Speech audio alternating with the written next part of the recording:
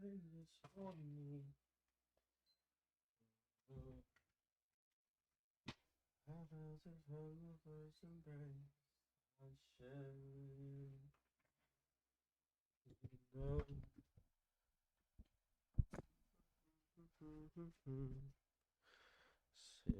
of stars, are you shining just for me?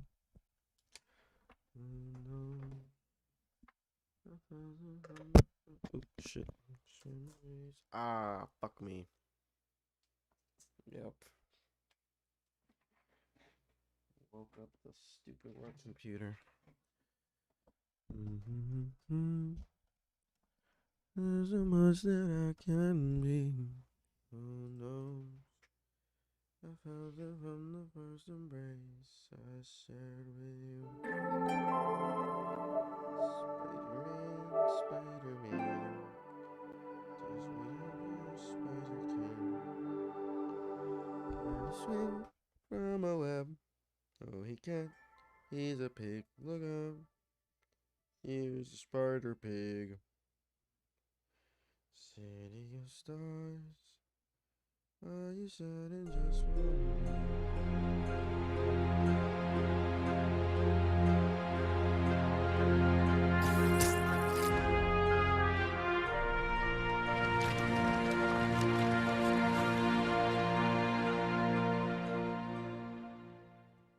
So yeah, I personally think that situations are completely incomparable to Iraq and Afghanistan, but I would like to hear your take on that.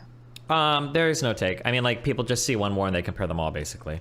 Yeah, I don't think that there's any... It can be that dumb. Yeah, it is. Because there's really no comparison between, like, Iraq or Afghanistan.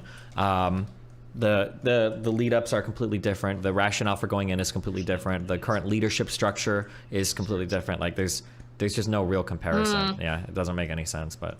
So I made notes. Maybe you can say if I'm wrong on something. So basically, as I understand it, I'm not an expert, obviously, but USA invaded with troops and shit, with boots on the ground, with actual military troops in Afghanistan and Iraq after 9/11, as part of the war on terror. Was sort of a retaliation against the terror attack that was done in 9/11. Is that correct? For Afghanistan, yes. For Iraq, it gets a bit more complicated, but yeah.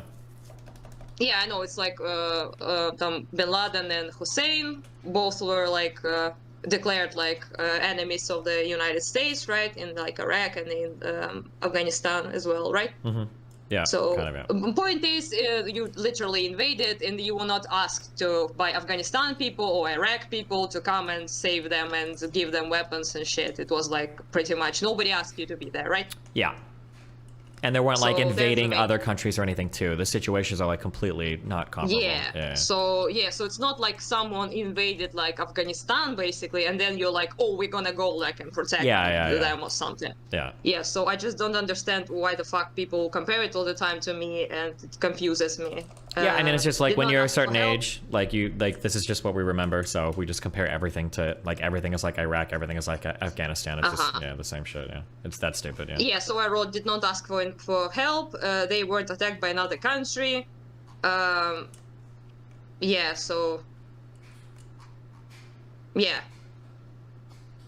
Yeah. Well, I expected some kind of a very good explanation, but apparently you just compared because that's what you know. So those were the wars that you engaged in, and most people, as I understand it right now, find it bad that you did that, right? So in the United States, people generally say it was a bad move to do that, right? For Afghanistan or Iraq or both? Both, I guess. Yeah, people say both.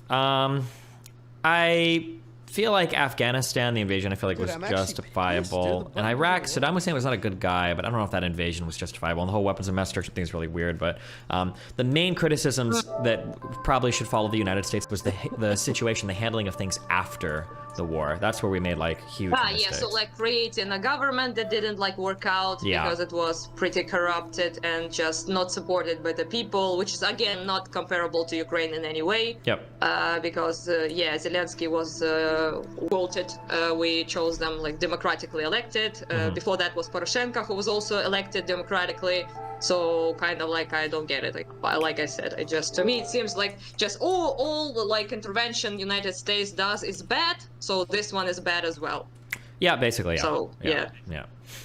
Well, boring, I guess. Yep, it is. You should try to ask. You should ask lefties about it. Like try to get on a channel where like, hey, I just want to like ask you questions. I decided to go like on a podcast that Dylan was on.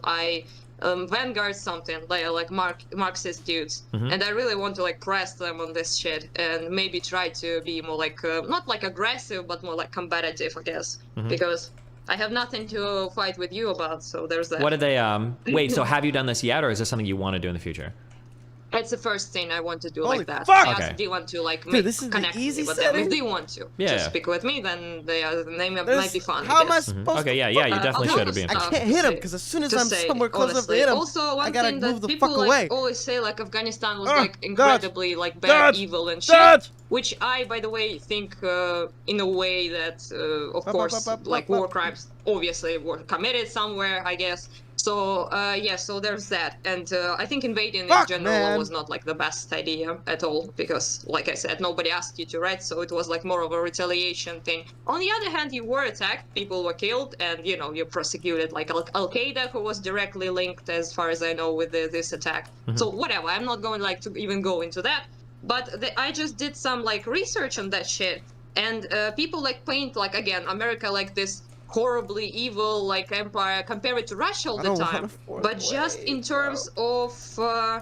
death toll. So during 19 years of your like presence and war in Afghanistan, apparently by the different estimations, 15,000 people died, civilians were killed. So one is 46,000, another is 550 plus thousand. So bad, I guess, obviously. But wait, did you say 550 plus thousand? Oh no, 50,000 plus. Sorry, it's just hard to say in English. Yeah. Gotcha. So either 46,000 or 50,000. So that's it. For the entirety of 19 years. So just so we can clear, half of that already dead in Ukraine for 8 months. So, yeah. And also, I would like to point out, I'm not saying that those people's lives don't matter. I'm just saying that obviously this shit is kind of a little bit heavy that is going on here. Also, Soviet-Afghan war that nobody talks about for some reason. Do you know how many people Soviets killed Afghani people, civilians?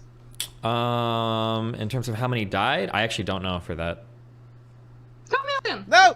How many? 2 million. Oh. Gotcha. One estimation says 1 million, another one says 2 million. So let's agree on like 1.5 million, like in the middle, basically. Sure. Okay. And that was for 9 years. Jeez. Yeah, just to I don't think I need to comment on that, honestly.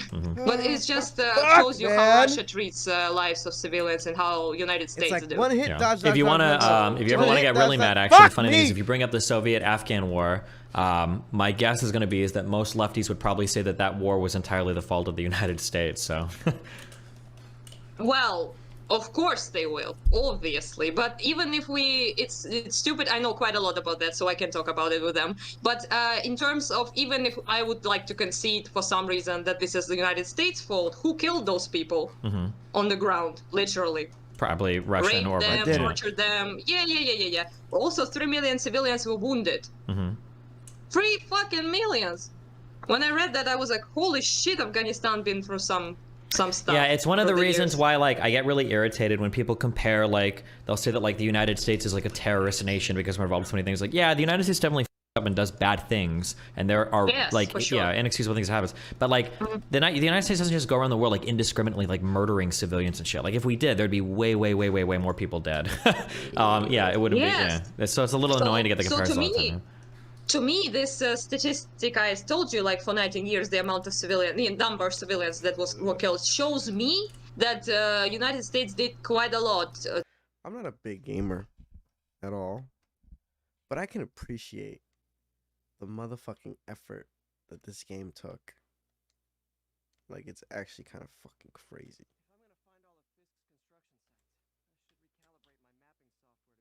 Hey, I leveled up.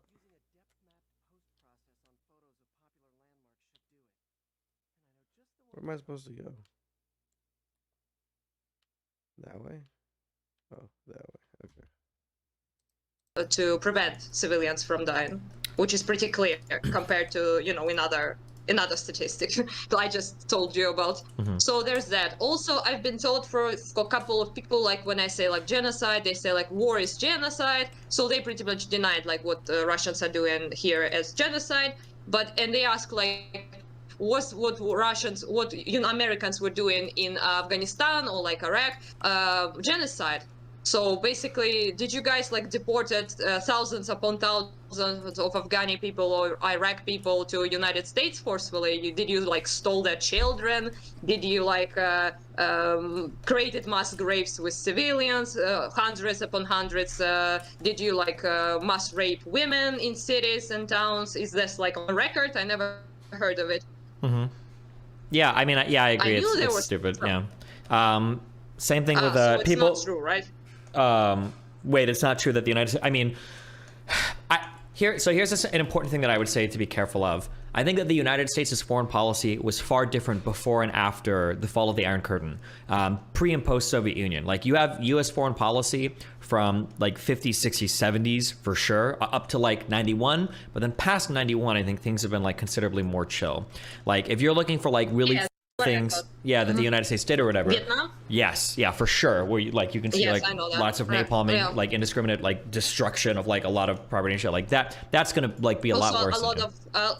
A lot of not like exactly a lot of comparatively to Russians, honestly, but still quite a lot of rape of civilians and quite a lot of like brutal treatment. I saw it, and footage of that and pictures of that and all sorts of shit. Yeah, potentially. So but pretty much nobody brings Vietnam up, so that's why I like ask about Afghanistan and Iraq, because those to me completely, I would not call war, even if it's an invasion, genocide, 100%, if it's not committed, right? Sure. But people deported, thousands deported, torture and rape and mass murder of civilians. A stated goal of destroying our identity as Ukrainians, our language will be prohibited, already is in the areas that are occupied. So destruction of our state, they pretty much, as you know, plant like Russian flag everywhere they go. So the goal is to completely annihilate us as a nation, which to me, well, it's pretty bad, just that we fight.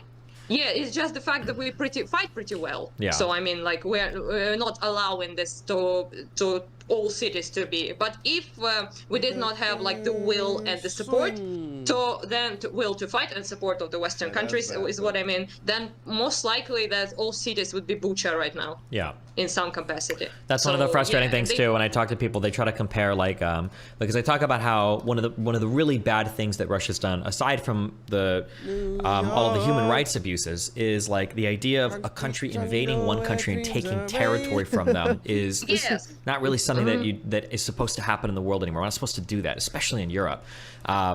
And people will keep comparing like, oh, well, isn't what Russia is doing to Ukraine the same thing as the United States did to Afghanistan and Iraq? And it's like, no, it's totally different.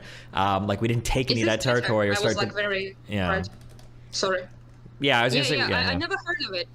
I never heard of it actually. But you talked with a person that said that this is like the same shit. I think it was this Michael Tracy dude. But but it's just so ridiculous that he does not see this like a substantial difference in literally coming, taking pieces, in destroying that nation. So there's no that country anymore. That's the goal. You know. And I quite honestly never heard of like United States doing that in terms of in like modern times. I mean, like to be like to come and like, this is our shit, our flag is now here, and you are like, no, nobody. This is a part of United States right now, and we like prohibit your language. We terrorize everyone who comes, who like protests this shit. I just never heard of it. Yeah. And to me, it's very like confusing. Either I have been living under a rock, or those people are just not honest, I guess. Yeah, a little silly, I think. Yeah, well, next question. Oh, it's not exactly a question. It's Brianna Joy Gray, Womagen. Oh God. Oh, it's also say white and blue-eyed lives don't matter. That person is just crazy. There's nothing else to really say about them. That person is insane. Yeah, well, so the eye roll. Have you saw that? The infamous eye roll. I saw the 2-minute. Yeah, I know what you're talking about on Twitter. That clip. Yes. Yeah. Yeah. So I don't really want to like specifically talk about her because I just like don't see the point. To be honest, I understand what she's about, and well, it's very clear to me. There's a really good point actually about her. Somebody made a really good post on my subreddit about this. I didn't even realize it. But are you familiar with the term populism? Yes. So my understanding of populism is essentially it's kind of this, it's a reaction to a failure of the state to render some services. That people essentially think that like, okay, the government's failed us, businesses are against us, we need to rise up and realize all these people suck and we're gonna come from the outside and we're gonna fix everything. We've got our own people, yeah. And one of the weaknesses. And your policy is like addressed. Your policies are mostly addressed towards the people. Yeah. So it's like, ideally it's supposed to, yeah. But it's interesting to see that a populist's rejection of all establishment types. It was really interesting to see what happened to everybody in the orbit of Bernie Sanders when his campaign died. Because oh my fucking God, there were so many bad people that were involved in his campaign that afterwards, as you've seen them go on to make their own media careers, are like, holy fuck. I'm not going to be able to find that post on my subreddit, but the Brianna Greyjoy, she was one of those people that I think she was his lead communications. He's spitting Joy Gray, not Greyjoy, Surely. like Brianna Joy Gray. She was like his lead, like communicate. Yeah, she worked on his campaign. She was a big part of his campaign. Greyjoy is a Game of Thrones dude. Yeah, sorry, fuck, I always mix her name up. But there were 4 or 5 other people that were like big members in his campaign that when you follow them afterwards, they're just fucking insane people. Fuck, I wish if somebody has that post on my subreddit. Wait, actually, I might have saved it. Nina Turner was one of them as well that also worked on the Bernie Sanders campaign, who's also a little bit fucking crazy. Yeah, but there were a few. Nina Turner is not as bad as Brianna Joy Gray, though. Wait, hold on. You cut off, I think. Oh no, I was saying there are a few crazies. Hold on, give me 1 second. Give me the crazies. Talk to Martin Lee. Who the fuck are you, Martin Lee? I haven't. I don't have enough of those here, you know. There you are, Martin. Oh my God, Sean King worked for Bernie. You don't know who Sean King is, do you? No. An insane person. Oh, that's sad. Yeah, Jesus. David Sirota, who on top of being Destiny tier unhinged on Twitter, was working as a journalist without disclosing that he was working for the Sanders campaign. That was one. Yeah, they were just, oh my God, there were so many horrible people. There were so many horrible people in Bernie Sanders' campaign, but I think it was a result of that. Like, well, I'm a populist, so I'm not going to hire any people from the establishment. I'm going to hire my own people, and all those people were fucking crazy. But yeah, tends to happen. Yes. Yeah. Well, I wanted to like to ask like this thing. Not only she says this, I saw it like a couple times, but mostly in like very like leftist MLMs, with the Lenin picture behind. So I kind of wanted to disregard them just because of that, but then I thought maybe you like ask you about it. So what is this shit that white people cannot be genocided?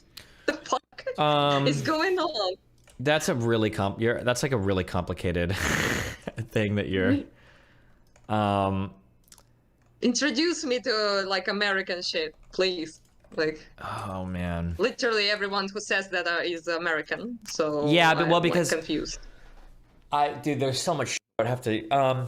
Okay, let me start for a little bit. Okay, so in America, in the United States, when we look at people, there's like Hispanic people, Chinese people, Japanese people. There might be people that are African American or black or from Africa, but when it comes to white people, we just say white people. In the United States, we don't really see different types of white people. And because of how the United States engages with the concept of whiteness, it's got an interesting history in that some people would argue that the category of whiteness has been used to exclude other people from participating in like mainstream society. So for instance, like Hispanics at varying points in US history have been white, but also not white. So it's interesting, like if you look up crime stats in the United States, sometimes it has to specify like including Hispanics or not including Hispanics just because of how weird their categorization has been. And so when people look at like whiteness as this majority group, they'll jump to other kind of things and they'll say, oh, well, if white is a majority group and they've got the majority of the power, obviously they can never be genocided because they always have like the power to not be genocided because they're the majority power holder. But yeah, I would say you always have to be careful when you listen to white people, or I'm sorry, when you listen to Americans talk about the world is America. Like there's nothing outside of the United States. So like the idea of like white people killing other white people, or like everything that was related to like Yugoslavia and Serbia, it's like that, none of like Americans don't think about any of that. They have no concept of any of that type of stuff. Or like the fact that a lot of people in Europe hate Eastern Europeans that are oftentimes white. Like, yeah, there's like a lot of like weird stuff like that Americans we just don't engage with it. We have no background. Like the idea of an American, a white person being racist to another white person is like impossible. It just doesn't make any sense to us. Oh. Yeah. Because they're all white people, right? Even the people in our country that are very racist, like the white nationalists and the alt-righters and the fascists, even those people are very inclusive of like all types of white people.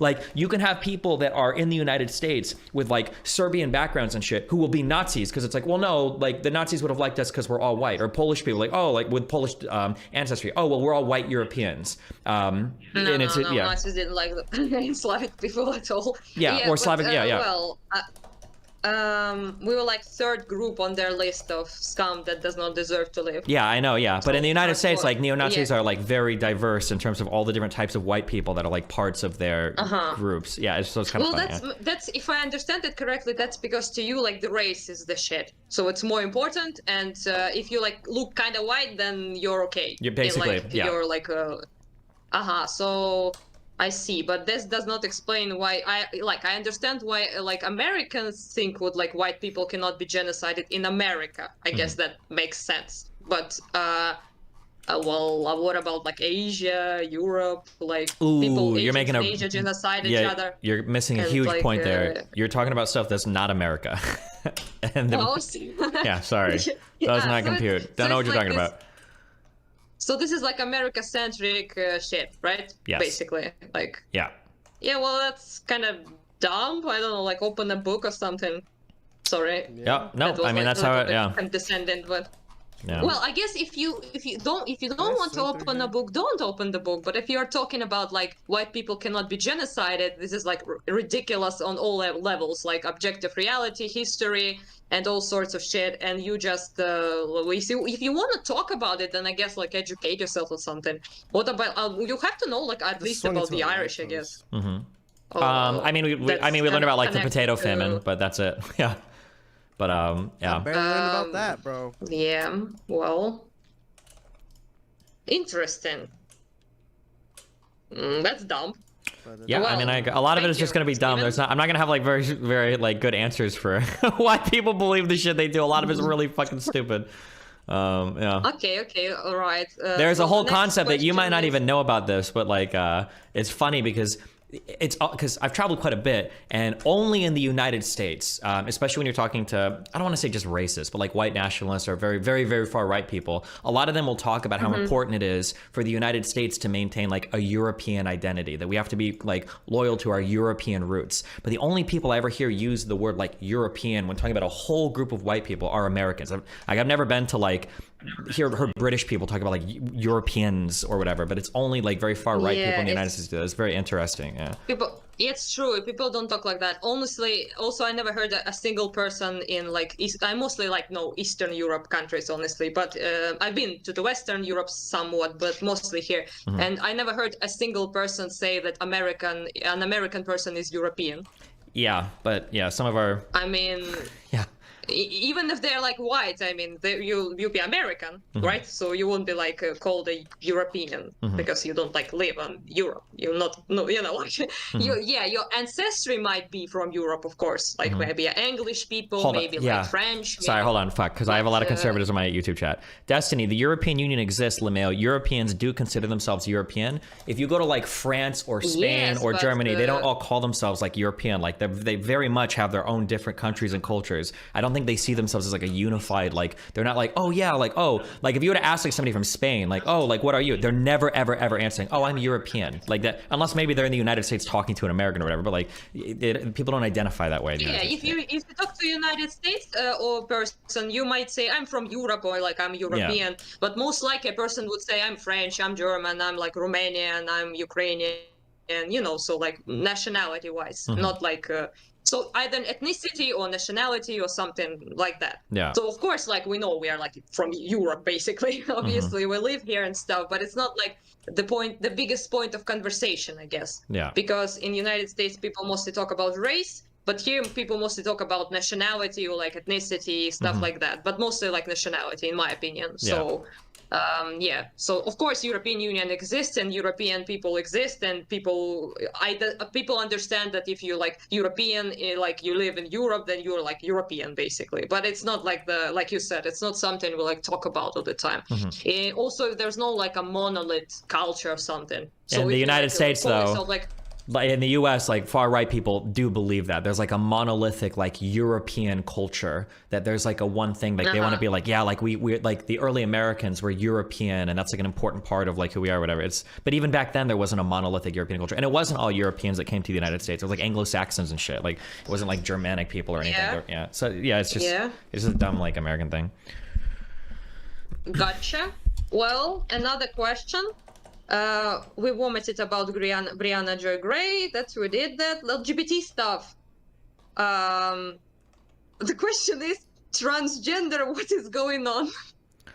I'm not sure what I meant. What I meant exactly. Let me think. I wrote it a couple many days ago. What the was I going to talk about? Maybe there's a notes here somewhere. Yeah, I need a more specific question. Yeah, that's a bit weird. I think I was going to ask about so basically when I talk to people like here about LGBT stuff, I generally like try to I guess be a little bit cautious and to like see what their position about that is, and then kind of maybe talk them out of being homophobic if they are in some way. So not always, but sometimes I like practice that shit, obviously, if I'm interested in such a conversation, and they are, of course. So what I wanted to find out is how do I show them stuff many LGBT people do in America, in United States, and not sabotage my whole job as making people less homophobic. Just don't do that. Stay off Twitter. Just don't do that. I mean, I got the trans stuff. I did not know about trans people, to be honest, at all. At some point, like maybe a couple years ago, I didn't know what it is. All I knew was transvestite, which is like gay men dressing up like as women, basically. But then I found out that trans people is completely separate stuff. It's not that, because those men, they don't identify as women. They identify as men. They just dress up like drag queens and stuff like that. So I was like, okay, so what's the difference? The difference is that trans people, like trans women, for example, will identify as women. So they are born physically, biologically like men, but they identify as women. They present as women mostly. So stuff like that, right? So I was like, okay, makes sense. And the way people explained it kind of made sense in the terms of there are certain gender expression things, terms preference and stuff, or not preference, gender performance stuff, you present a certain way, you behave a certain way, you talk a certain way, and people trans. Whoa, hello. As people. You were lagging hardcore. Want to be how it's now. Oh, hello. Yeah, can you hear me? Yeah, I can hear you. Can you hear me? Yes, I can hear you. Go ahead. You got. Maybe I just touched the the something. Okay, so a cable or something. Yeah. So basically, that's what I understood. So they want to be perceived in the world as another gender, basically. So that's why they are transgender, and it kind of makes sense to me. I did not have any questions pretty much or issues with that. But then Okay. Then the rest of it came along. So if you like, so basically, trans women are women. I kind of like understand, I guess. But many people like straight up say they're like biological women, which I don't really get that point. And also they're like stuff like non-binary. I recently figured it out what it is. Kind of half understand it, half don't. But whatever. But also there are lesbians. What the fuck is that? Yeah. So you can't get in. There's a lot of weird Twitter stuff, right? Like if you spend like a lot of time reading this, you're going to be having debates on whether or not femboys can be trans women, and it just gets very, very, very, very, very complicated. There's like a whole lore to like, you know, like have you ever watched like anime? Yes. Do you know like Dragon Ball Z? Yes.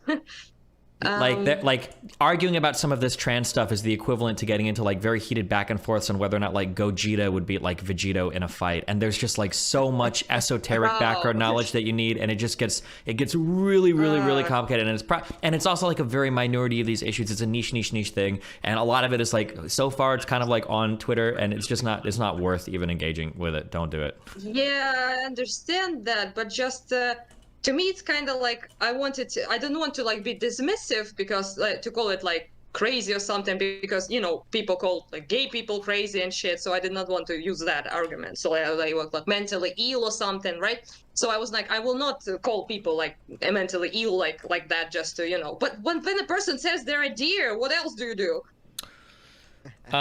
Listen, I have no comment. Okay, yeah, just the Twitter stuff is crazy. Okay, let Twitter people be Twitter people, and don't worry about it. Okay. All right, yeah, got it. They do it's way a little bit too much for my brain. Gotta say. So a close friend of ours, he is my sister's friend. He's a psychiatrist, pretty like famous in Ukraine.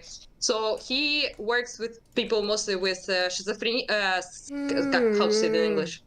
Schizophrenia. Schizophrenia. Oh. Okay. So he works with people with schizophrenia, and when they say they're Napoleon, like, they don't actually think they're Napoleons.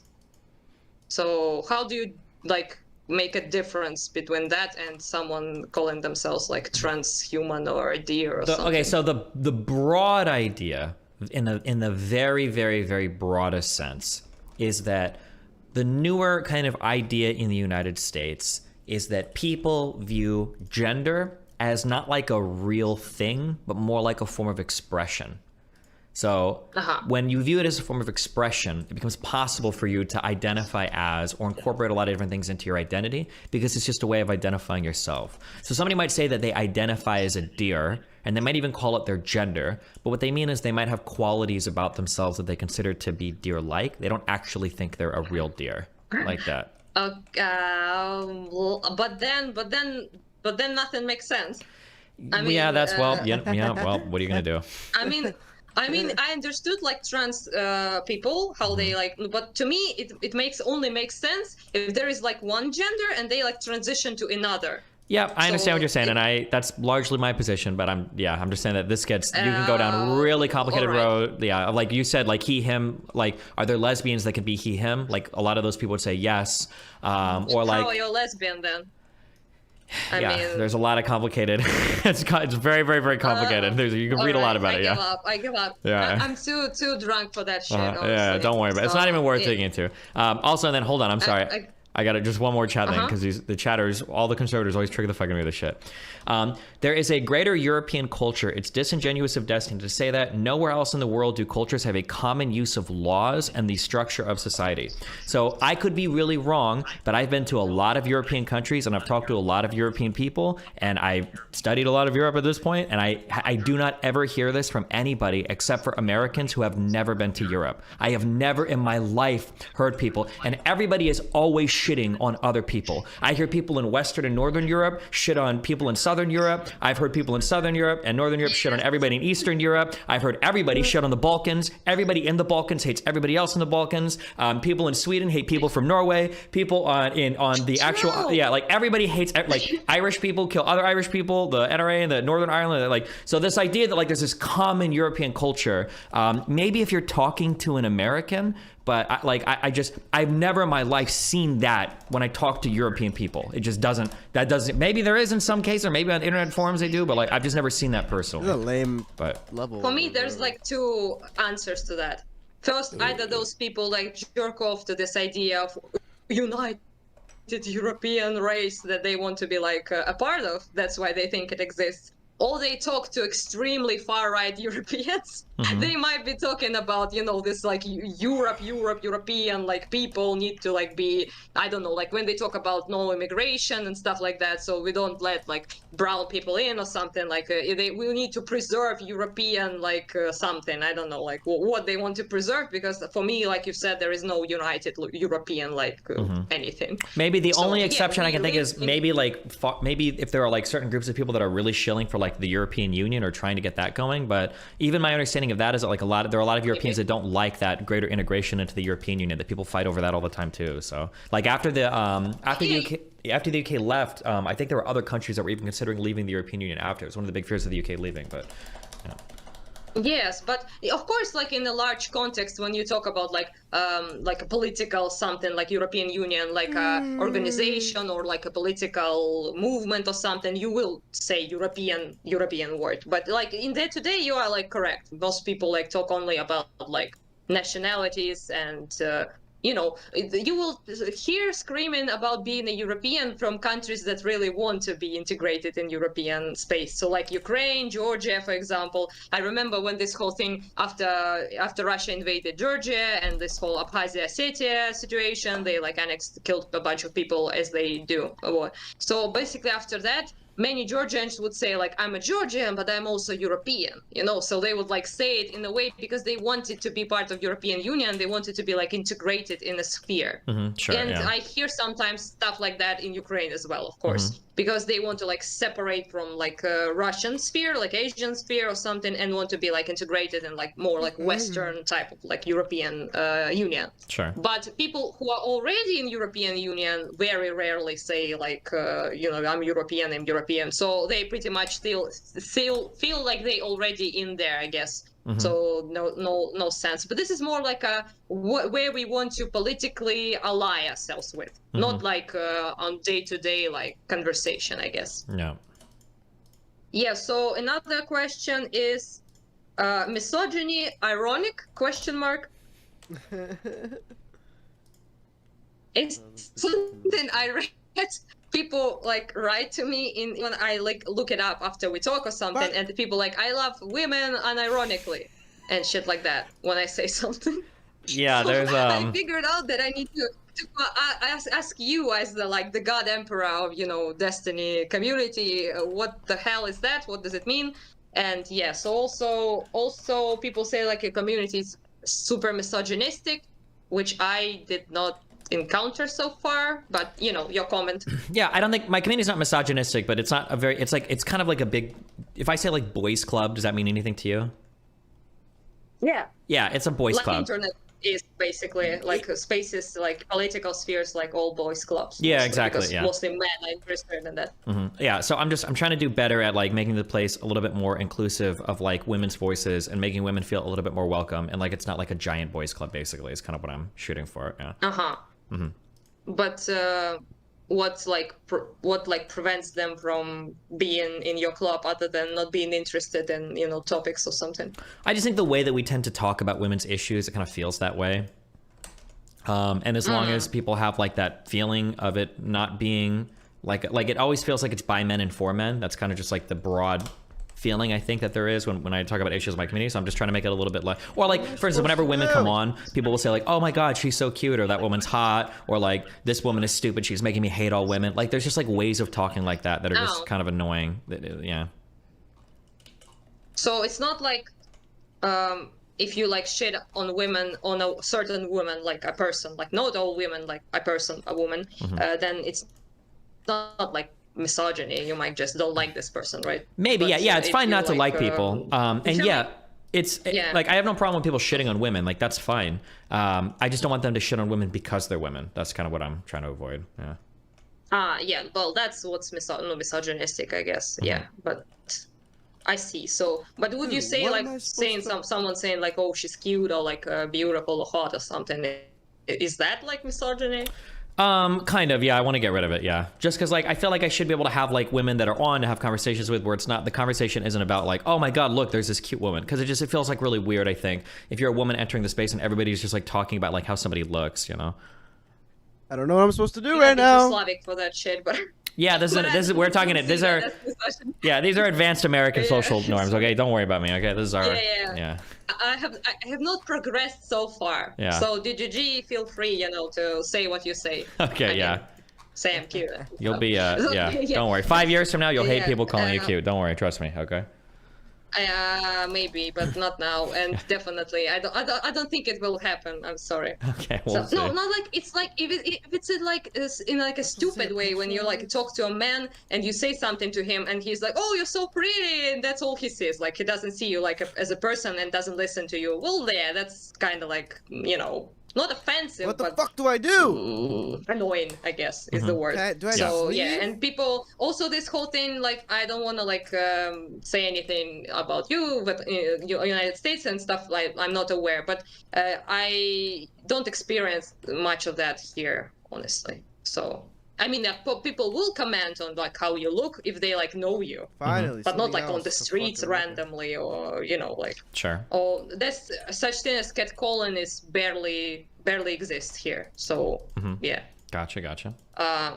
Yeah. So also there is this kind of like I guess like chivalry like kind of like behavior still that you kind of expect. I mean, so not like dehumanizing or something, but people like hold doors for you and shit, which I think people should hold doors for everybody, honestly, no matter what their gender is. But stuff like that, some kind of like treatment, maybe it would be a little bit more like protective of you or something. So if like my guy friends will like come to the house and they will like like treat me a little bit differently, maybe I don't think it's that bad if it's not it's not belittling to me, I guess, is what I'm saying. So I don't feel it like it's a reason for feminist screeching, basically. Gotcha. If someone holds the door for you. Yeah, I think I'm we're okay with stuff like that. Yeah. Yeah, okay. If it's not done like in a disrespectful way, then what's the problem? Sure. Yeah. What else?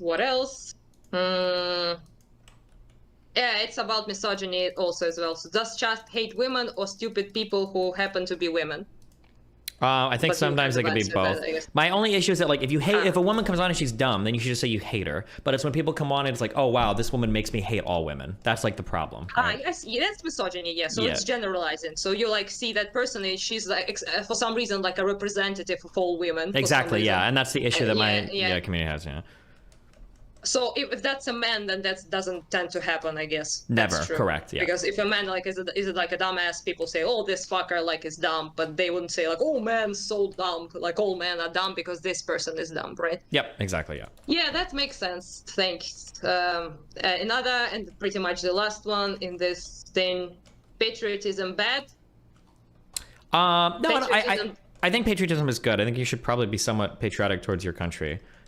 Just don't go like crazy. Something I see like in the West. That's why I wrote it. So white people, honestly, are incredibly terrified to like say something good about the United States or some shit. And to me, also like patriotism in itself seems like a cringe moment for some people, and I don't really understand why. I mean, if patriotism grows to be chauvinism or like turns to be like very chauvinistic, like in Russia, for example, like you think others suck, other nations compared to you suck, they are not as good as you're like the master nation or something, you're like superior in every way, and then you're like completely incapable of taking like any criticism of your country, which also is like bad, of course. But to me, that just doesn't equal patriotism. Yeah. It's not what patriotism is. Yeah, I think the issue is that for a long time, our right parties kind of used patriotism to excuse everything. And if you ever attacked them, they'd call you unpatriotic. So now people on the left are like, well, fuck patriotism, we hate it. It's kind of like a reaction to how the right would use it all the time, basically. Can you be a little bit in the United States? Can you be a little bit more chill? No, we basically everybody defines themselves by like the people on the other side that they fucking hate. That's just what we do here.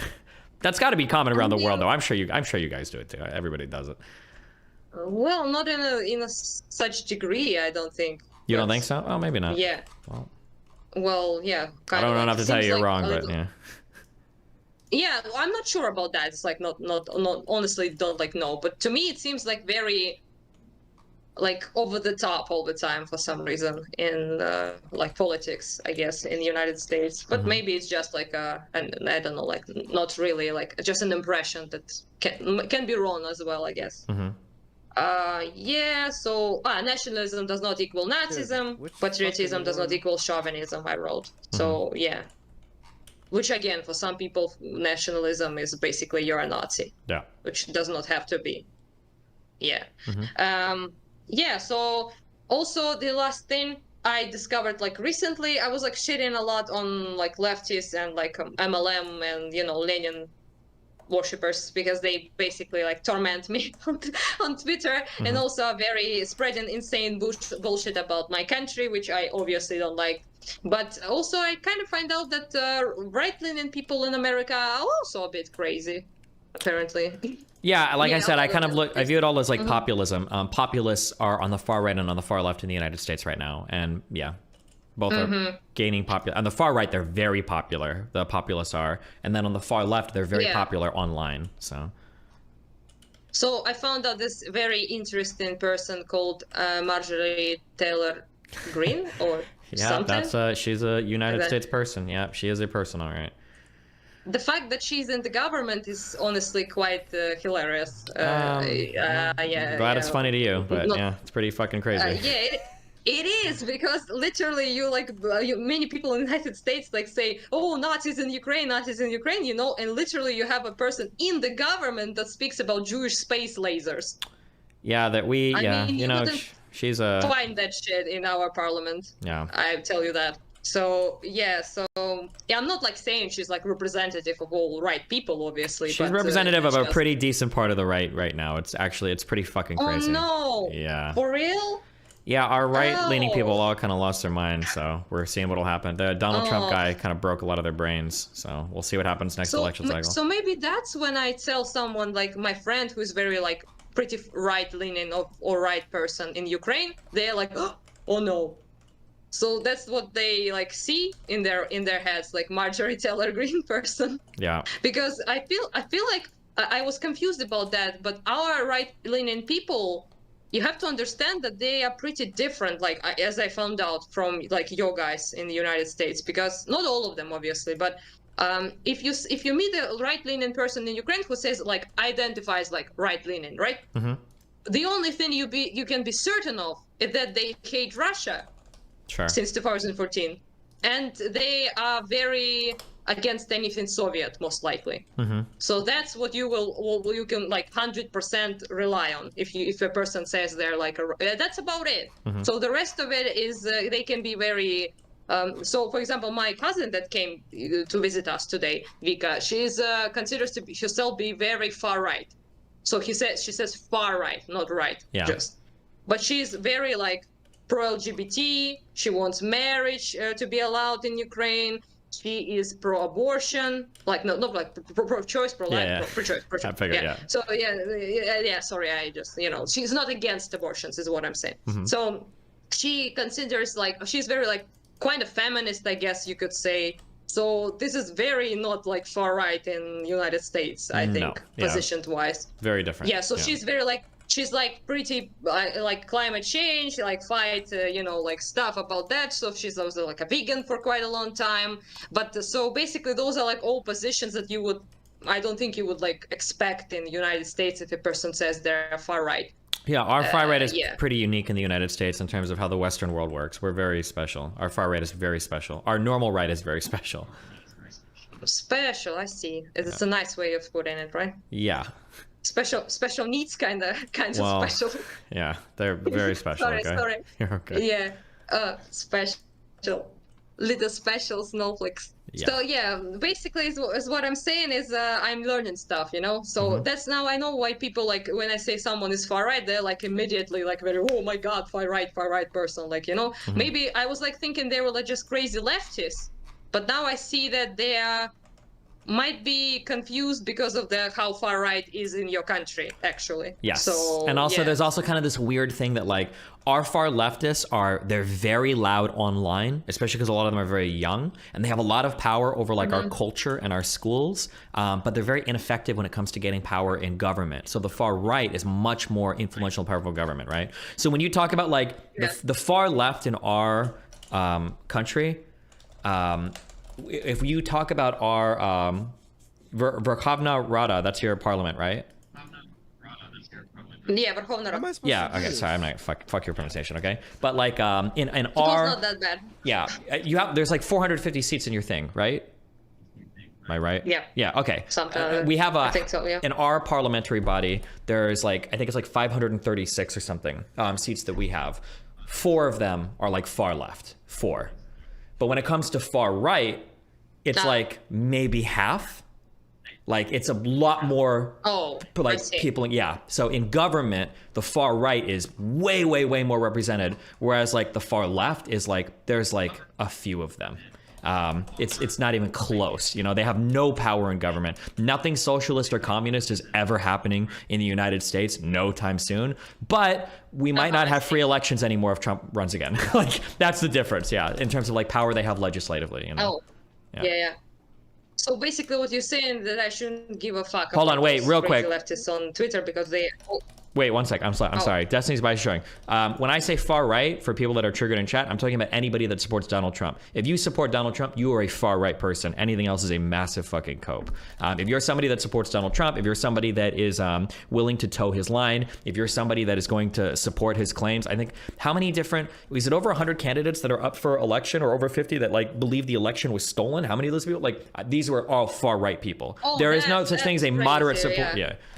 Okay, sorry. Go ahead. Well, what I was wanted to say was that we in Ukraine literally don't have like far right people in the government at all. They're like no, I know. I think there was like.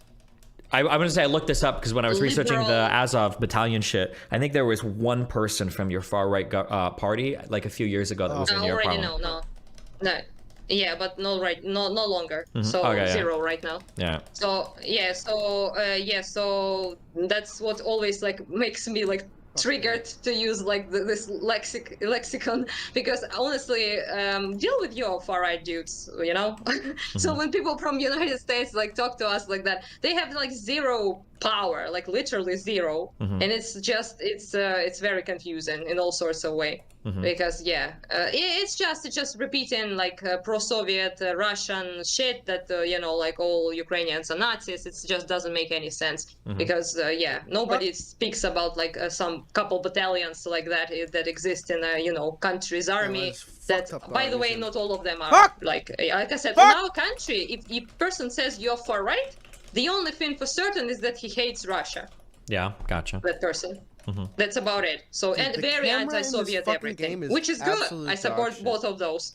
But, you know, so, yeah, but the rest is like a, you know, like a roller coaster. So they can give you like all sorts of answers basically, so that you would not expect. And to me, like apparently in America and United States, as I see it now, is very like certain that some sort of positions will be held if a person is far left or like far right. They will like certain positions that you can like 100% expect from them, like maybe on abortion or like LGBT rights, on maybe like climate and something like, you know, like for certain. But here it's like a literal like roller coaster. You wouldn't like know that much. So when people say that they like leftists should die here or something like that, they mean like Soviets, communists, you know. Sure. Yeah, so they don't think about like leftists in the terms like, you know, your like lukewarm European like social democrat or something, or socialist maybe even. It's like those like red terror, red plague, red fascist guys, you know. That's what people mean. And also they are mostly talking about pro-Russian fractions. So that communist party we had in Ukraine that was prohibited. Oh, I don't remember when, like, not recently, but I think Zelensky or in Poroshenko time, whatever. So there was basically a communist party that was like prohibited. And I heard like leftists like losing their shit about that. Like, oh, they're not communist.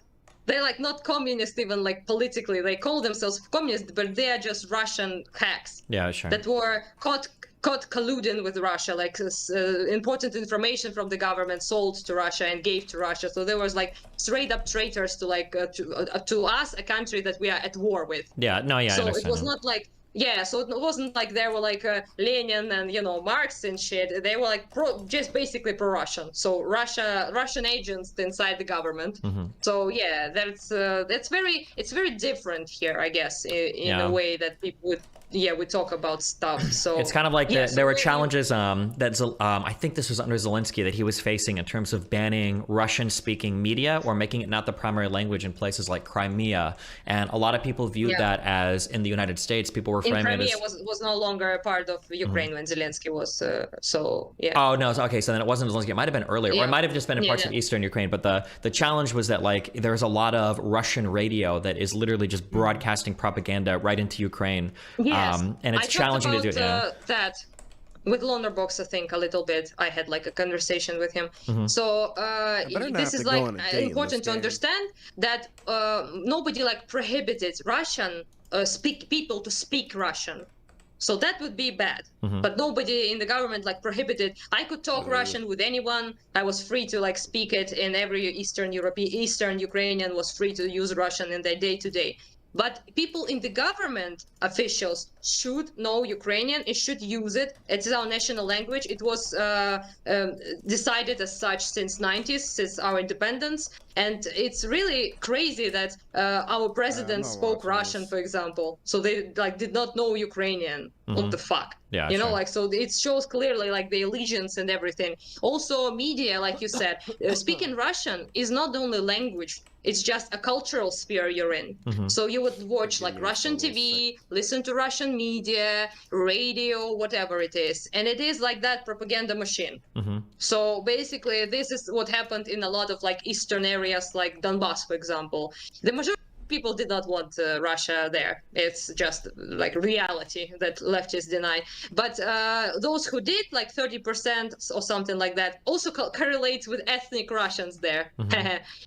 So I don't think that's a coincidence that people who supported, like, So basically, So that was, by the way, their place there after genocide in the previous population, Ukrainian population. So for them, it's a strategy to like pretty much kill the population, native population, then replace the population with Russians there. So it gives him the leverage and the cultural influence there, which is pretty fucked up, but that's what they do and what they did quite a lot of times in history.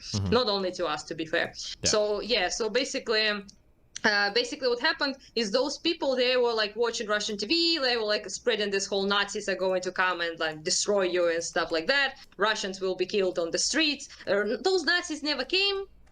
But they spread that belief, and this was like a pretty intense situation because of that. So because they were like consuming Russian propaganda and Russian anti-Ukrainian like sentiments for a very long time. So prohibiting this sort of shit, in my opinion, is reasonable and has nothing to do with language itself. It has to do with the culture you consume with that language. Sure. Yeah. Yeah, so there's that. Basically. Yeah. What else? As a Russian speaker, I'm not like exceptionally like anti-Russian as language, but I understand those moves and I supported them. I also support everything that involves like Ukrainization, so to speak. So like reviving of like Ukrainian language in the East. And people scream about that all the time, but literally nobody under the age of like 35 or 40 doesn't know Ukrainian here. So we we learned it in schools, we passed exams, for the language. And so it's only a problem for like elderly people who were in Ukraine in Soviet times and did not learn language at all. So Ukrainian was not allowed to be learned, in Eastern parts. Dude, my controls so basically for them, for like people like my parents, for example, it's a bit harder. But again, nobody told them you can't speak Russian. It's just like on an official level. When there's paperwork, like official documentation, yes. But not in like day-to-day, of course not. And so also the other thing is that we all, like I said, younger people know Ukrainian, because there's not a big deal. And also I don't see anything wrong with that, honestly. So reviving the language that was destroyed and was like prohibited heavily in these parts. They did the same stuff in Georgia, and nobody talks about that. So pretty much all Georgian people, my mom's age, she's like was born in Georgia, so her like friends from school and stuff, they know Russian and they speak it. But younger people don't in Georgia. So people like 20 years old, they already don't know it. So they just speak Georgian, and that's it.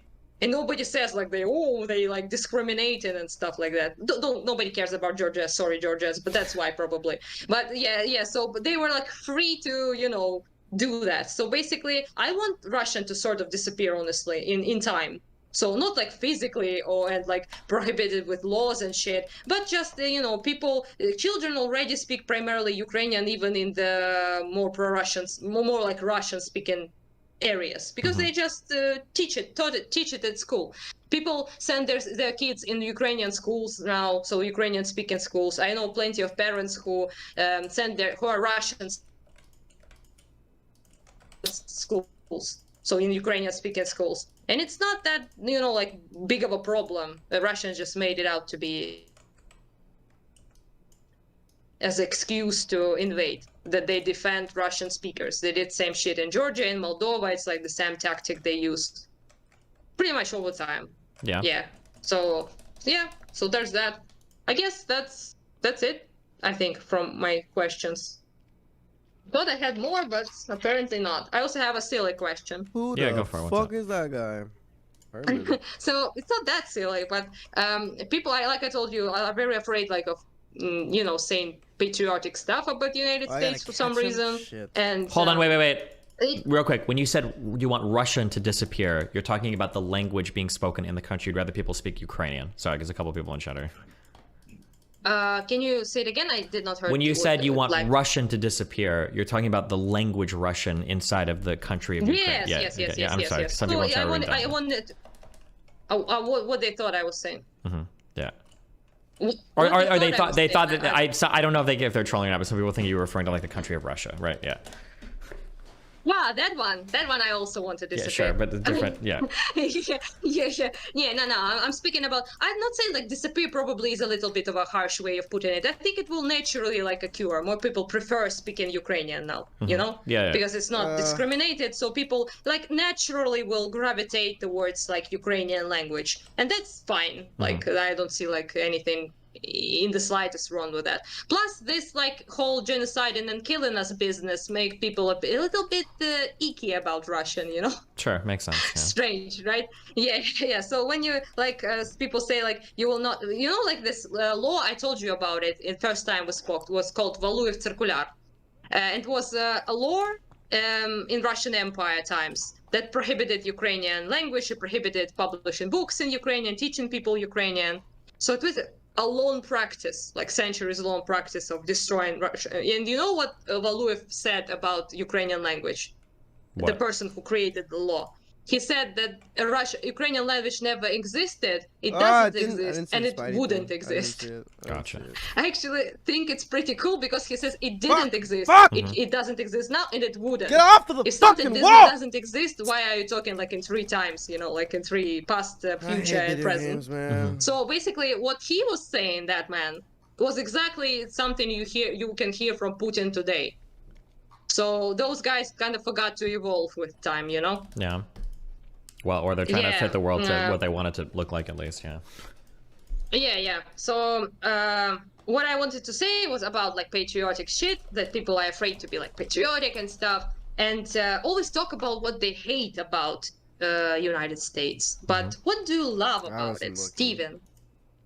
Stupid question. What do I love about the United States? You like it? Yes. What's our legal about system. it? Our legal system is really cool. Our endless system of appeals. That's what I like. Oh no, not that. It's not. Can't be the only thing you like love about it, right? I like our First Amendment. I think our First Amendment is very unique. I really do like our legal system. I think our legal system is set up really cool. We have a lot of rights afforded to us in the United States. I think guns are really cool. I like playing with guns. They're a lot of fun. We seem to have a really unique relationship with that. Yeah, I'd probably go with those things. Yeah. Jazz. Oh, I'm a musician, so I like playing like jazz is cool, and everything that came from that is cool. Our contribution to it is cool. Music, yeah. I see. Well, that's cute. Yeah. It's just so kind of overwhelming to me, like people like shit and don't like say anything good about it. So I was like, what about like, I don't know, like free speech, like good quality human rights, like wealthy people like on the planet. We got like a lot of different types of cultures here, which is cool. We have a lot of different types of food. If you go to like LA or Miami or New York City especially, or any large city in the United States, you're gonna find a ton of different food from a ton of different cultures, a lot of different entertainment. Yeah, I think that stuff is cool. Yeah. Yeah, so like it's multicultural, which is like integral, I think, to like America. So when people like think about the United States, they like think about some like blend of, you know, different stuff, which is cool. It's not something you see here, for example. Yeah. Not in such a sense, I guess. There are like different people here, but most of them are, you know, like pretty monolith, I guess you could say. Yeah, sure. But yeah, in the United States, I think it's pretty cool that this like blend of stuff actually works. And this shows, I think, that it can be done. I think like multicultural, you know, like kind of sweet. I mean, like people like you from different backgrounds, different like ethnicities, different languages, religion maybe, but still coexist in like one country that clearly works. You know. Yeah. Well, So, hopefully. yeah, It's kind of working. Yeah. We'll I see. think that's sort of working. Yeah. So also, should I be afraid of your like elections as a Ukrainian? Yeah. TBD. Hopefully the war is over by then. Let's just go with that. I mean, they are going to be soon, right? In 8th of November. Oh, those elections probably aren't as big a deal. Yeah, I wouldn't worry about those ones. But hopefully in a couple years, yeah, you guys have figured your shit out. I just saw this figure your shit out. Interesting way of putting that. Yeah, so, like, we need to get done with all that stuff. So like unalive some, you know, people who starts some orcs, let's put it like that. Yeah, so yeah, we will try, I swear. If you continue to give us support, I guess. Oh man, how do I want that to be no war anymore? Yeah. And no words to express how much. So yeah, and yeah, I guess people just wrote comments like in Twitter that, oh, if Republicans have like the majority, they will cut support to like Ukraine. But I saw like statistic that it's pretty much very like bipartisan stuff. So like I think the majority of Democrats 100% support us, so more Democrats support us. But I saw that Republicans I think also support getting aid to Ukraine, as far as I Yeah, I don't think Republicans would cut aid on their own. I don't think they would do that. But with Trump there, maybe. Because Trump is very much like NATO skeptic. He doesn't like NATO very much. And also Putin's pal. No, I mean, that's really weird. Yeah, I truly don't know what Trump would do for Ukraine. He could go either way. He could be the biggest.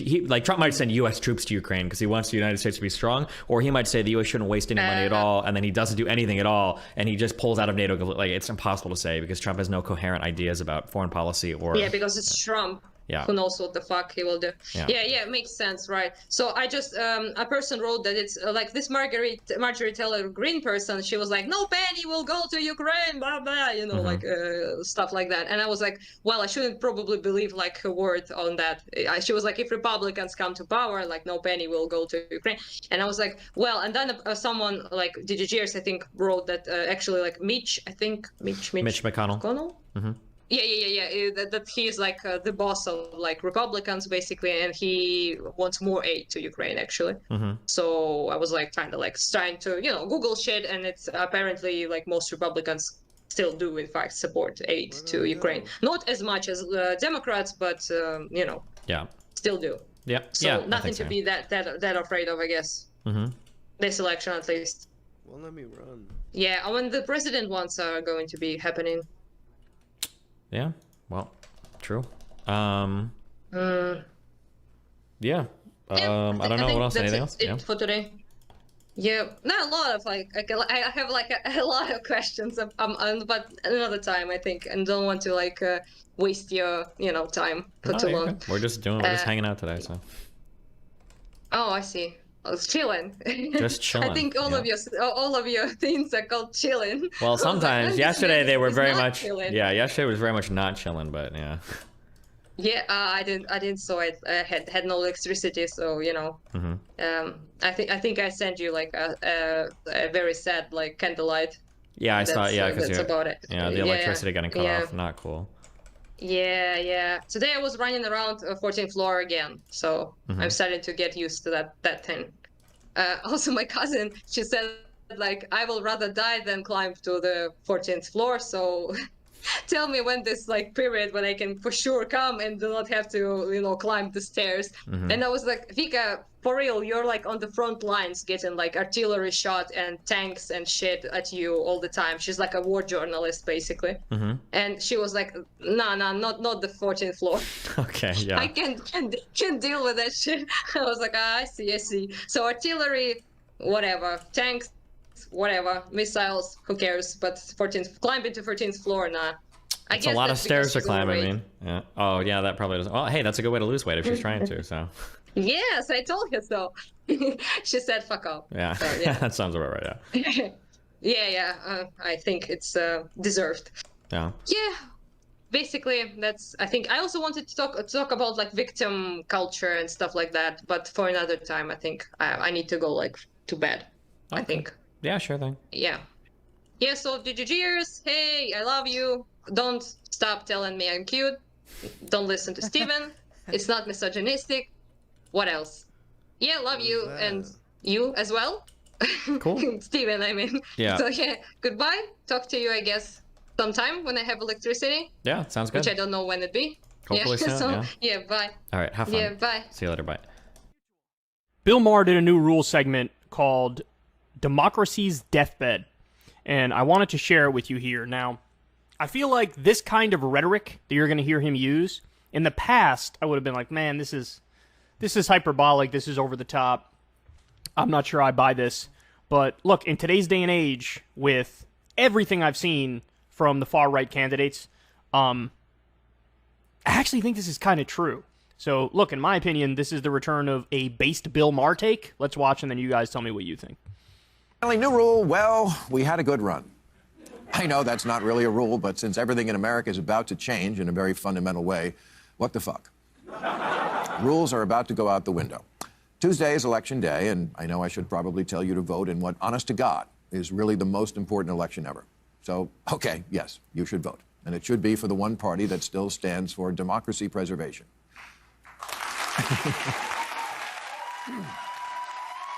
Now, by the way, let me just add this fact because I thought this was fascinating. Ralph Nader, who was always a third-party candidate for president, always an outsider, and always was interested in building alternative options to the duopoly. He actually came out recently and said, I'm voting for Democrats down the ballot. And he and somebody else released this website. I'm blanking on the name of it now. But it's like, look, here are all the reasons why. Here are the arguments that Democrats can and should use, because this is unlike any other moment we've had in history in terms of an organized far-right movement that is committed to genuinely not being any semblance of a democracy anymore. I mean, look, we're functionally an oligarchy already, right? But in terms of, these are people who don't even want there to be elections and to uphold the results and the outcomes of those elections.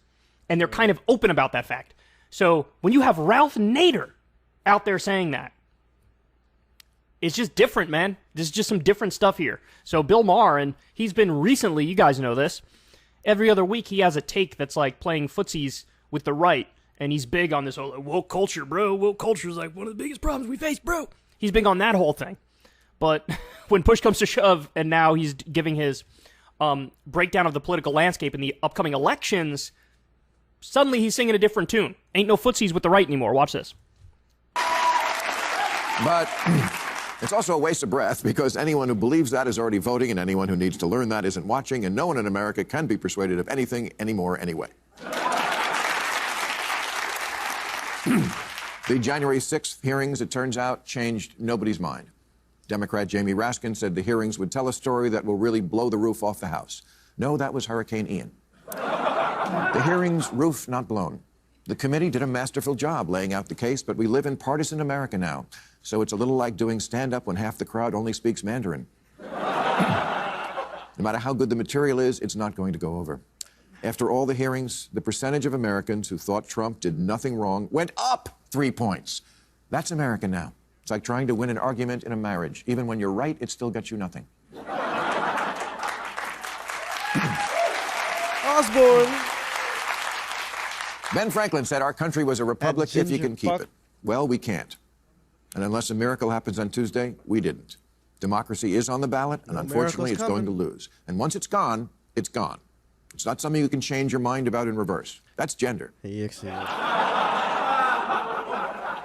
So here's what's going to happen. Republicans will take control of Congress, and next year they'll begin impeaching Biden and never stop.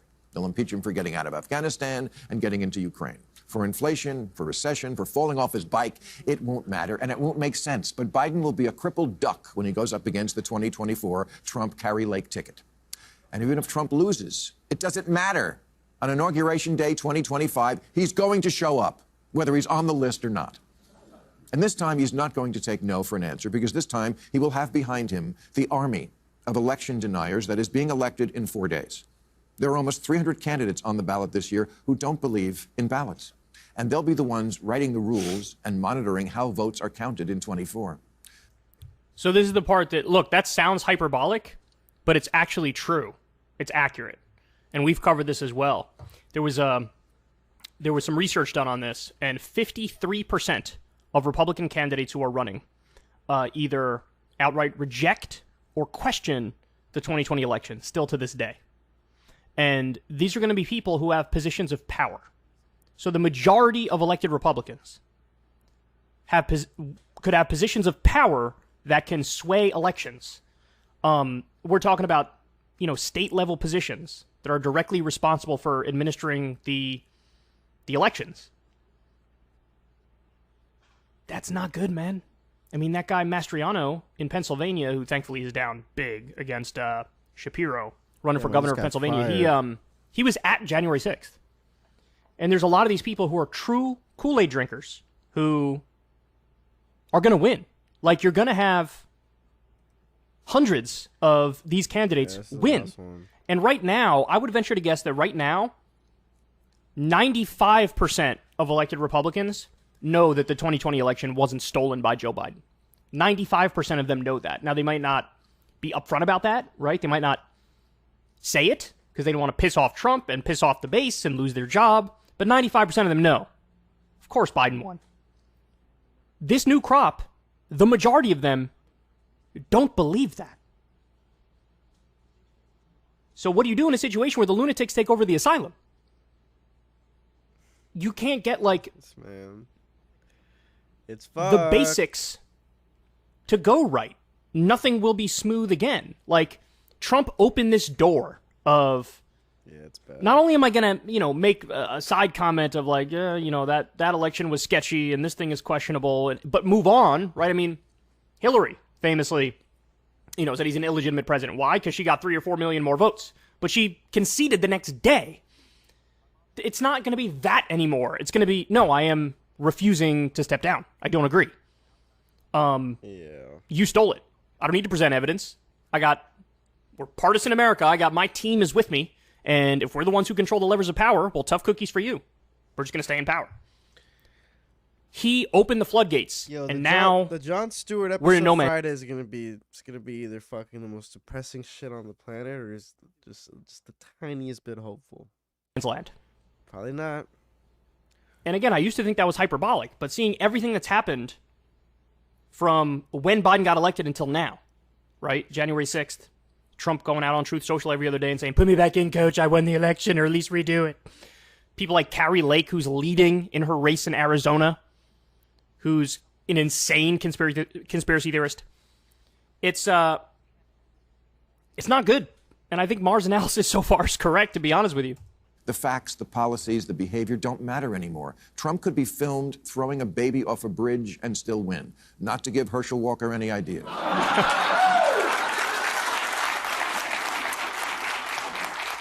This really is the crossing the Rubicon moment, when the election deniers are elected, which is often how countries slide into authoritarianism. Not with tanks in the streets, but by electing the people, who then have no intention of ever giving it back. The Republican up for Wisconsin governor just said if he's elected, quote, Republicans will never lose another election. I'm not supposed to go here. This is how it happens. Hitler was elected. So was Mussolini, Putin, Erdogan, Viktor Orban. This is the it can't happen to us moment that's happening to us right now. That's the point right there, man. That's the point right there. That's why all my thoughts of like, oh, man, you know, this kind of talk is hyperbolic. I don't think it's necessarily true. It hasn't happened. So how do we know that, you know, we won't just continue with the status quo on the current trajectory? But he's right. Like, they're kind of telling us what they're going to do and what they want to do.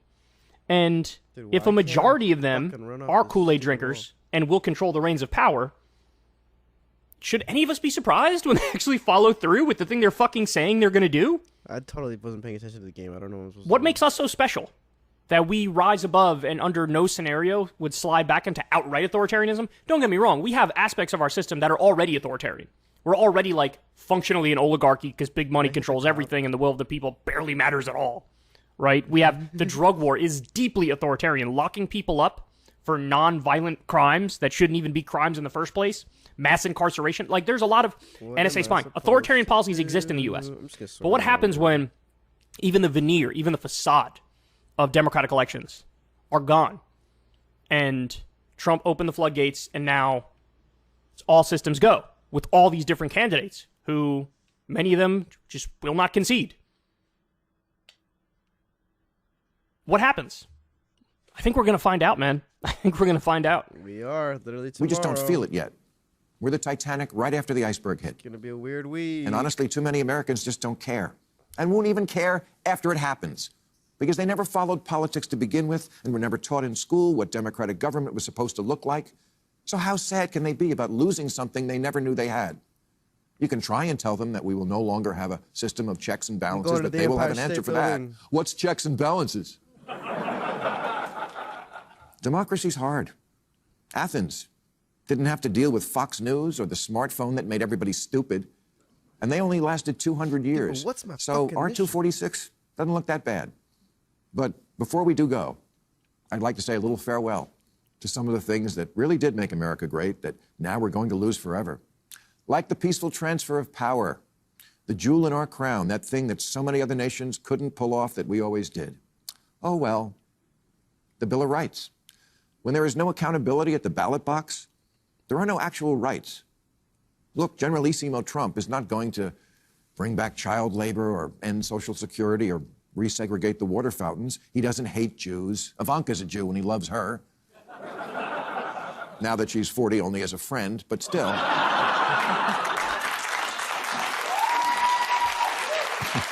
What? But make no mistake, it will be an entirely different way of life for many. Because our elections will just be for show. Like in China and Russia and all the other places Trump says are very strong. Free speech? Well, he's a man who's always taken criticism well. By the way, he sued Bill Maher because Bill Maher made a joke at his expense and said, you know, you got to prove to me your dad isn't an orangutan because the color of your hair only exists on orangutans. And Trump sued him over that. Trump very famously said, we need to open up the libel laws in this country. He sued CNN for hundreds of millions of dollars. We just discussed that. You can't say you believe in free speech and take that position. He said we should punish flag burning with up to a year in prison, which is deeply unconstitutional. So, yeah, he's fucking free speech. My ass cheeks. He doesn't give a fuck about that. He uses it as a culture war virtue signal to the right that I'm with you guys. But really what he wants to do is control who gets censored and who doesn't. But I wouldn't count on that one lasting. I wouldn't count on freedom of religion lasting. QAnon and the other shock troops of the Trump takeover of the Republican Party are all quasi-religious entities who want a Christian government. Oh, and the FBI might be replaced by an army of Proud Boys under the leadership of Michael Flynn. Even something like pot, will it stay legal? It probably depends on whether Snoop Dogg calls Trump brilliant one day. I mean, that's... Dude. By the way, weed is not legal at the federal level. Hold on. They're moving towards descheduling it, which would make it decriminalized, which is good, and Biden pardoned the nonviolent weed offenders at the federal level, but there are still states that can be very aggressive and crack down on it, even though in a lot of states it is legal at the state level. That's how things will be decided, not by the rule of law. The the rule of law. That one was a real jewel. Yeah. Maybe our finest hour as Americans was after World War II when we gave even the defeated Nazis a fair trial. Did I not? Justice Robert Jackson said that voluntarily submitting our captive, defeated enemies to the rule of law was one of the most significant tributes that power had ever paid to reason. Well, power will very soon not be paying any more tributes to reason. Not in America, anyway. So, yeah, I urge you to vote, but I've always been a realist. I'm afraid democracy is like the McRib. It's here now. It'll be around for a little bit longer, so enjoy it while you can. God damn. I would have called that hyperbolic not too long ago, but everything that's happened with Trump since he's left power leads me to believe that's really not hyperbolic. You're going to have elections being contested in a way that we've never seen before. And you have a far-right extremist brigade. If they get their hands on the reins of power, and they look like they're going to, it's all systems go, man. It's Lord only knows what direction it'll go in. And I think the flailing reaction of an elite media class will be so impotent to deal with the nature of actual power and how it's used. There's one more thing I want to show you. Let me pull it up. Give me 1 sec. Last night, I congratulated Donald Trump and offered to work with him on behalf of our country. I have just called President Obama to congratulate him on his victory. I had the honor of calling Senator Barack Obama to congratulate him. Please.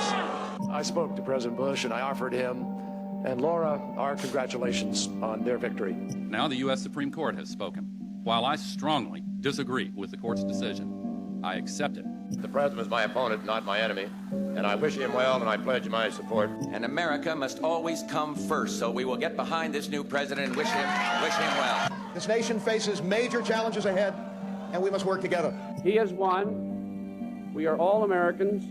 He is our president. In bringing about an orderly transition of government in the weeks ahead. I congratulate you on your victory. Congratulations on your victory. We've got a president-elect. He's going to have my help. Honestly, probably. Cheers. I have no bitterness, no rancor at all. He will have my wholehearted support. The people have rendered their verdict, and I gladly accept it. I urge all Americans to unite behind you, and every good American will wholeheartedly accept the will of the people. I accept the result of the election with complete goodwill. This is an embarrassment to our country. We were getting ready to win this election. Frankly, we did win this election. It was. Yeah, there it is. That video is genuinely chilling. Genuinely chilling. And look, Al Gore actually won the election, right? When you recounted Florida in every which way, dimpled chads, hanging chads, however you counted it, Al Gore won Florida. But it was called on election night by Fox News. Jeb Bush was George W. Bush's brother, governor of Florida. They got ahead of it. They said Bush won. It wasn't true, but it already held. And so Al Gore, even though he actually won, conceded, right? And so there were sketchy elections even within that. Hillary Clinton won by 3 or 4 million votes, conceded the next day. Donald Trump, the only one in this video, opened the floodgates, contesting the election. Now 53% of Republicans believe in the same philosophy, would do the same thing. So, look, what happens moving forward? If the Republicans win, and at some point in some election in the future, they're going to win, right? Even if it's not in the midterms, which it probably will be, but even if it's not, at some point they're going to win. If it is this same flavor of Republican, they have gone full authoritarian. Full authoritarian. There's no even paying lip service. It's just mask off type shit. And that's terrifying. Don't tell me this video doesn't feel different. Don't tell me this isn't impactful. Don't tell me that this direction is like, oh, same old, same old. No, it's nowhere near that, and you know that. And this is why I say this video was the return of based Bill Maher. I think he's right on this take. And unfortunately, it's frog and boiling water type stuff where it will, this is slowly but surely, this is the direction we're moving. We're already an oligarchy, but we're moving towards full authoritarianism, and that's terrifying. If you want to see me... Alrighty, I'm done streaming tomorrow. I'm going to do a bunch of